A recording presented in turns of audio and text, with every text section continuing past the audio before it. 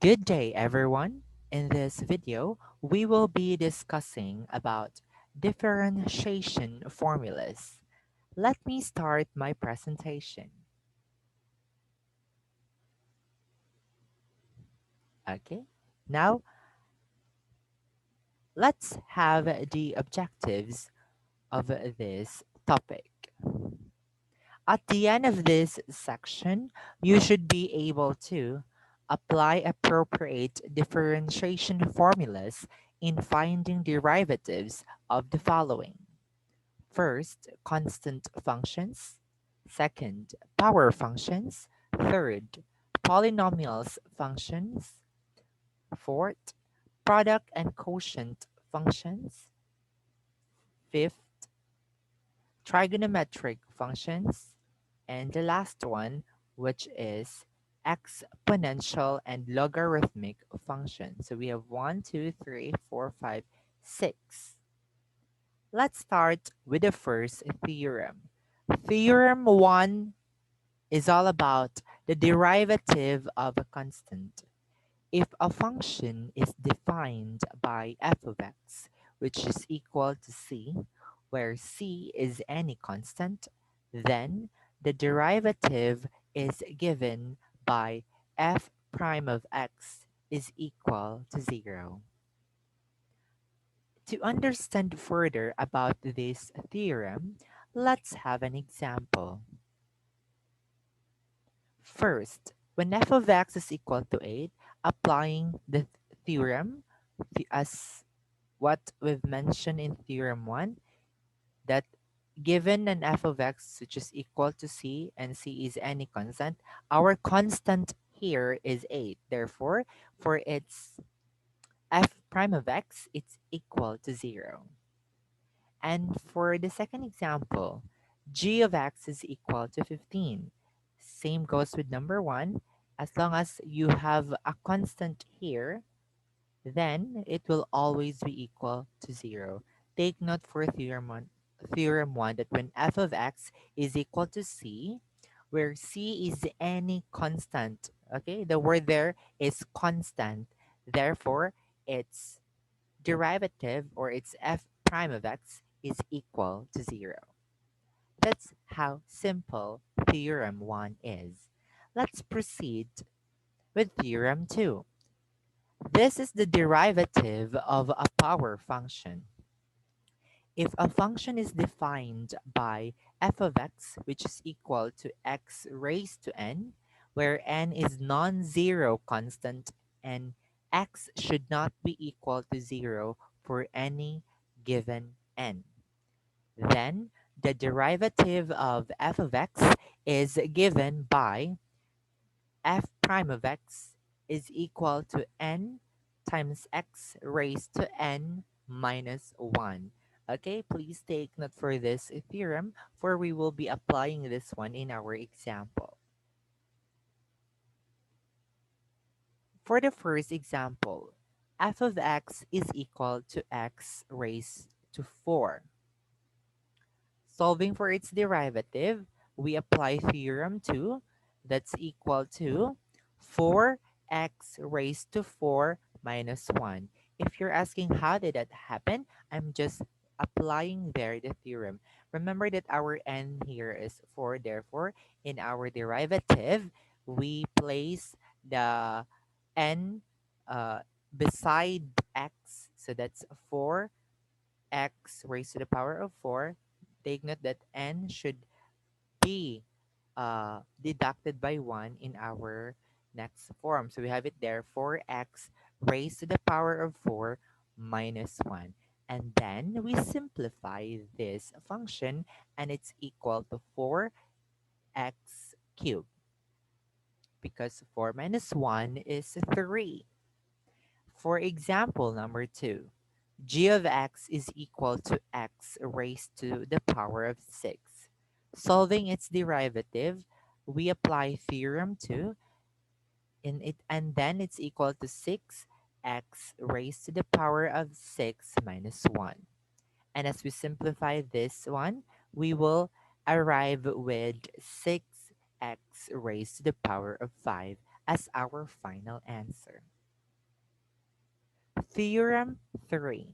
Derivative of a constant multiplied to a function. If c is a constant, then the derivative, the d over dx, is just the same with f prime of x.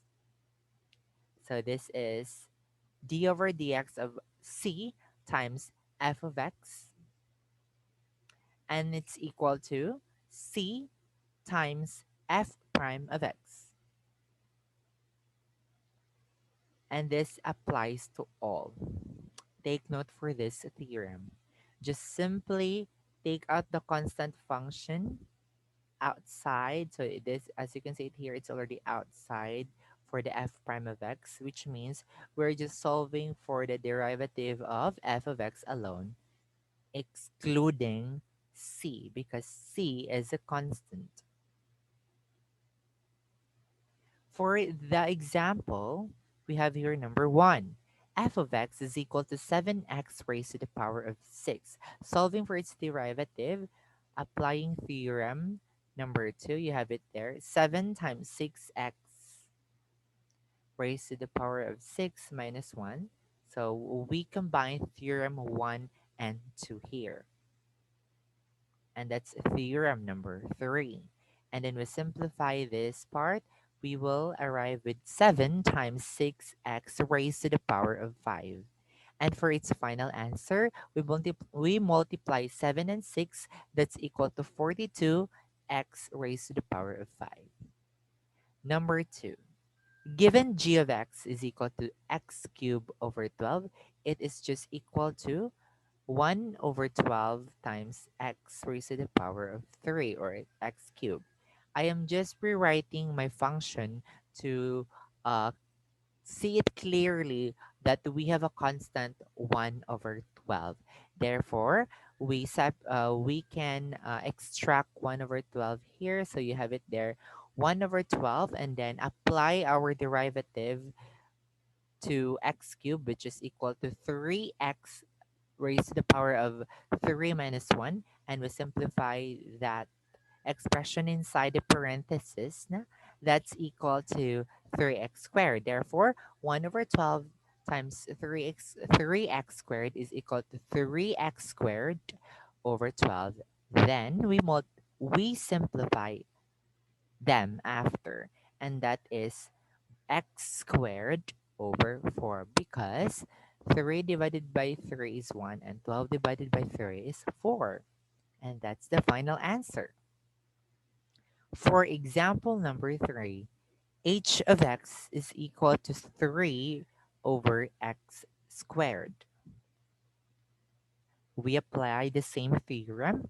We take out the constant 3 outside and apply our derivative rule to the function inside here in the parenthesis, which is 1 over x squared. And that's equal to 3 times x raised to the power of negative 2. Applying here the uh, rules of exponent, that 1 over x squared is just equal to x raised to the power of negative 2. That's by the laws of exponent. And after that, we find the derivative within the bracket, which is x raised to the power of negative 2. Therefore, in our next line, we have 3 times the negative of 2x raised to the power of negative 2 minus 1, and that's equal to 3 times negative 2x raised to the power of negative 3. Then we multiply and simplify it after. 3 times negative 2, that's negative 6. And then x raised to the power of negative 3 is just equal to 1 over x cubed. Therefore, our final answer is negative 6 over x cubed. Let's proceed with theorem 4. This is the derivative of trigonometric functions. We have here 7 sets of trigonometric functions. If you're wondering what do you mean by the capital letter D sub x, it's just the same with the derivative. So the same with ddx, the same with f prime. They are just equal. So that simply means the derivative. So let's have letter A. The derivative of sine x is just equal to cosine x. The derivative of cosine x is equal to negative sine x. The derivative of tan x is equal to secant squared x. The derivative of cotangent x is equal to negative cosecant squared x. The derivative of secant x is equal to secant x tan x. And the derivative of cosecant x is equal to negative cosecant x times cotangent x. Please familiarize these formulas or as what theorem 4 stated. We have 6 parts of theorem 4. For example, given the d over dx of 4 sine x, or the derivative of 4 sine x, is just equal to, take note, we have a constant 4 here. We are going to take it out of the parentheses or within the function. So that's 4 times the derivative of sine x. Yes, we will only find the derivative of sine x alone, excluding 4, because 4 is a constant number. Therefore, as we simplify, that's 4 times the derivative of sine x, which is stated a while ago that the derivative of sine x is equal to cosine x. Therefore, our final answer here is 4 cosine x. Example number 2. We are going to solve the derivative of 8 cosine x. We apply the same theorem.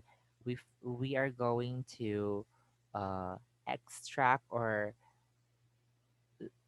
place 8 here outside of the parentheses and solve for the derivative of cosine x, and that's equal to 8 times the negative of sine x, as mentioned in our theorem that the derivative of cosine x is equal to negative sine x.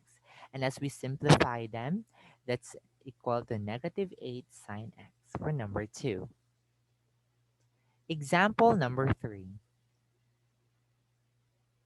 D over dx of 5 sine x minus 7 tangent x plus 4 cosecant x. We solve the derivative of its function, which has 3 terms. If you're asking, sir, can we do it term by term, solve the derivative of each term and then do the operation after? The answer there is yes. You can solve the derivative first of 5 sine x alone, followed by uh, negative 7 tan x, or just 7 tan x, and then you exclude the sign. And after that, you also solve for the third term, which is the derivative of 4 cosecant x. You can do that and then simplify all of it. And also you can do it all together. So therefore, let's have it here below. The derivative of 5 sine x is equal to 5 cosine x. The derivative of negative 7 tan x is equal to negative 7 secant squared x, plus the derivative of 4 cosecant x is equal to 4 times the negative of cosecant x times cotangent x. And then we simplify them. That is equal to 5 cosecant x minus 7 secant squared x minus 4 cosecant x cotangent x, because of the sign here. Therefore, the sign here from this term, which is plus 4, will be changed to minus. Take note for that. Simple loss of integers as we operate integers. Theorem number 5. Derivative of exponential and logarithmic functions. We have here 4 parts. Let's have it with the first one. The derivative of e to the x is just equal to e to the x times x prime. So which means it's just equal to e to the x times the derivative of the x, which is the exponent. And for letter B, the derivative of a to the x is just equal to a to the x ln a, where a should not be equal to 0. And for letter C, the derivative of ln x is just equal to 1 over x times the derivative of x, which is x prime. And for letter D, the derivative of logarithmic the derivative of logarithm of x base a, it's just equal to 1 over x times x prime all over ln a, which is equal to 1 over x ln a, where a is equal to 0. Please familiarize this for part of our Theorem 5. Let's proceed with the examples. For example, the derivative of e to the x, and that's equal to e to the x times 1. Why is it 1? Because we only have x here. Remember that x, the derivative of x is just equal to 1. And therefore, our answer is e raised to the power of x, or e to the x. For the second one, the derivative of e to the 5x, and it's equal to e to the x times the derivative of our x. Therefore, it's e raised to the power of 5x times 5, and that's equal to 5e raised to the power of 5x. And for another example, the derivative of 2e to the power of x cubed. Okay? Again, that's 2e raised to the power of x cubed. It is just equal to 2e times 2e to the x cubed times 3x squared. This is the derivative of our exponent, which is x cubed. The derivative of x cubed is 3x squared. And as we simplify them, that's 2 times 3, 6, x squared, e raised to the power of x cubed. This is the final answer for this example. How about for logarithmic functions? Find the derivative of logarithm of 3x base 2. It is just equal to applying the rule there, that's 1 over x times x prime all over ln a. Then we substitute 1 over 3x times 3 over ln 3x. Since a is equal to 2, x is equal to 3x, and x prime is equal to 3. Therefore, 3 over 3x ln a is equal to 1 over x ln a, because we can cancel out 3 there from the numerator and the denominator. How about the derivative of ln of the quantity 2x minus 1 quantity cube? It is just equal to the same process. So we apply the rule 1 over x times x prime, or the derivative of x. We let x be equal to 2x minus 1 quantity cube. Therefore, our x prime there is 3 times the 2x minus 1 quantity squared times 2. That is for the x prime. Okay? And after that, we simplify. That's 6 times 2x minus 1 quantity squared. Therefore, we apply it to our formula. We already have the value of x. And also with the x prime. We substitute it there. 1 over the quantity of 2x minus 1 cubed times 6 times the quantity of 2x minus 1 squared. And then we are going to simplify them. As we simplify, we cancel out one here and another one here. Remember that this is just a squared of the same expression, and this is the cube of this expression. As we cancel out here, the numerator will be canceled, and then we have a remaining 2x minus 1 in our denominator. Therefore, our final answer here is 6 over 2x minus 1. For Theorem 6, we talk about the derivatives of a sum and or derivatives of a function. If h of x is equal to f of x plus g of x, then h prime of x is equal to f prime of x plus g prime of x. That is, the derivative of a sum is the sum of derivatives. Number two, if h of x is equal to f of x minus g of x, then h prime of x is equal to f prime of x minus g prime of x. That is, the derivative of a difference is the derivative of the first minus the derivative of the second. And for number three, if we are having an operation of more than one derivative as we reach to f of n of x, then just the same, we add all of them until to f prime of n. That is the principle of getting derivatives of a sum or a difference of functions extend to apply to a finite sum and or difference. Let's have an example. H of x is equal to 4x raised to the power of 5 plus 7x cubed minus 9x plus 5. We apply there the formula. It is just the derivative of its sum. Therefore, we start with the first term. That's 4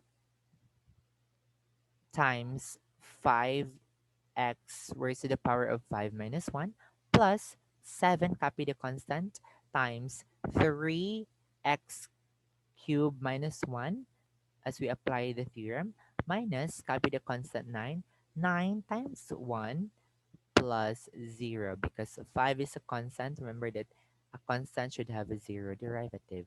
Therefore, h prime of x for our final answer, that's equal to 20x raised to the power of 4 plus 21x squared minus 9 as you simplify this line here. How about theorem number 7, product rule for differentiation? Given the function h of x is equal to f of x times g of x, its derivative is given by h prime of x is equal to f of x times g prime of x plus g of x times f prime of x. Okay, take note for this one, guys.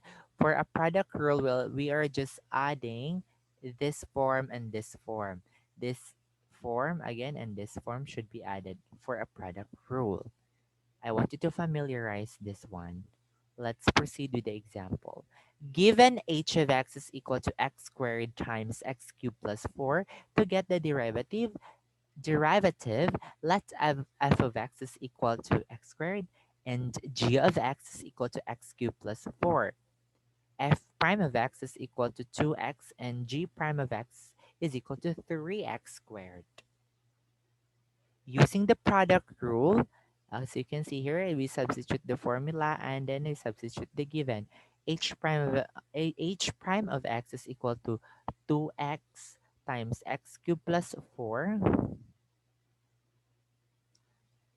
plus x squared times 3x squared.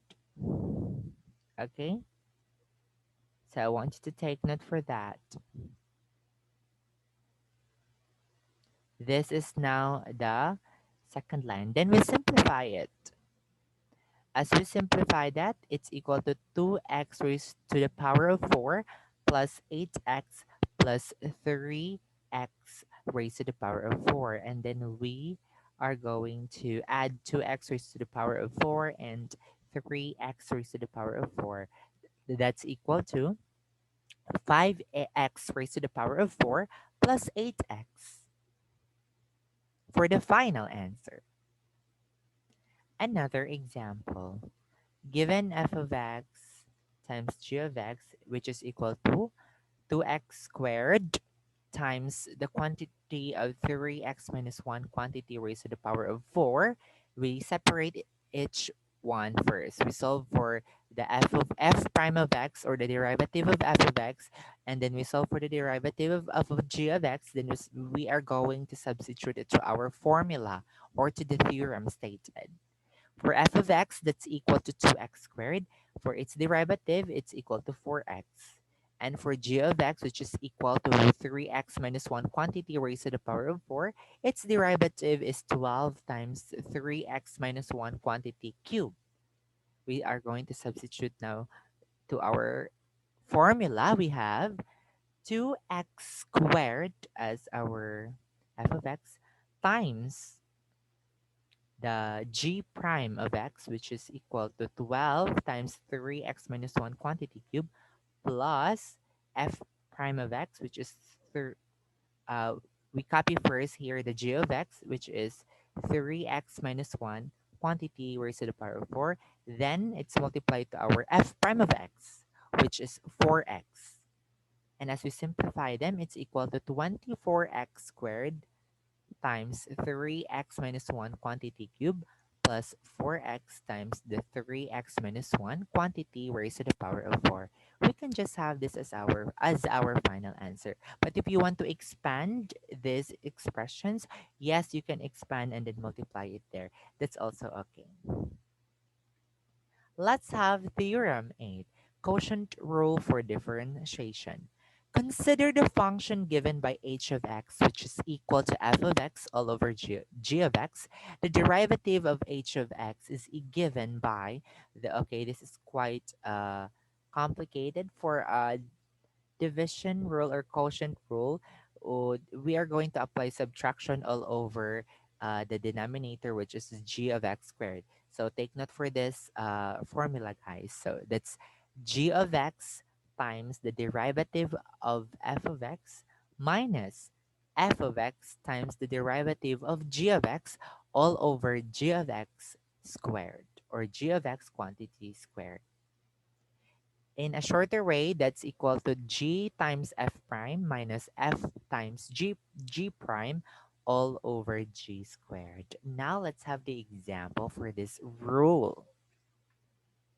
To get the derivative of d over dx of x squared minus x minus 5, we let f of x be equal to x squared and g of x be equal to x minus 5. And for f prime of x, it's equal to 2x. G prime of x, it's equal to 1. And then we substitute it to our formula. That's x minus 5 times 2x minus x squared times 1 all over x minus 5 quantity squared. And then we simplify the numerator. That's equal to 2x squared minus 10x minus x squared all over x minus 5 quantity squared. And that's equal to x squared minus 10x all over x minus 5 quantity squared, or as we factor out x, that's x times x minus 10 for the numerator over x minus 5 quantity squared. And that's the final answer. Let's end with a quote. A person who never made mistake never tried anything new, by Albert Einstein. Thank you so much, guys, for tuning in here in this video. I hope you learned a lot. And if you have questions, you can comment down below or you can message me through my email. Thank you and goodbye.